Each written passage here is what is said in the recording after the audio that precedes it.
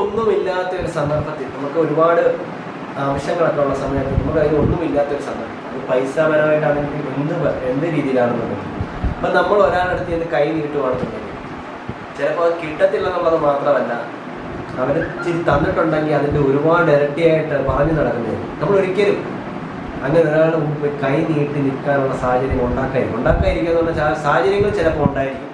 പക്ഷെ ഒരിക്കലും നമ്മൾ അതിന് മുതലാകും നമ്മുടെ കഴിവുകൾ കൂടി തന്നെ നമ്മൾ ജീവിച്ച് പോകാൻ നോക്കും. അതാരോടാണെങ്കിലും ആർക്ക് വേണ്ടിയാണെങ്കിലും.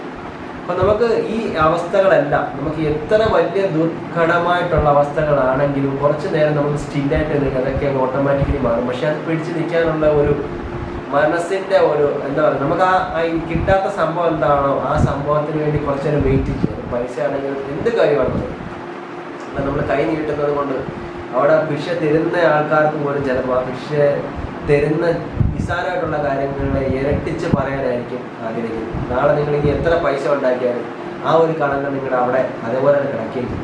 അപ്പോൾ നമ്മൾ ഒരിക്കലും ഒരാളെ ഒന്നിച്ചെന്ന് കൈ നീട്ടാൻ ഉള്ള ഒരു സന്ദർഭം ഒരുക്കിയെടുക്കാതിരിക്കാൻ നോക്കും.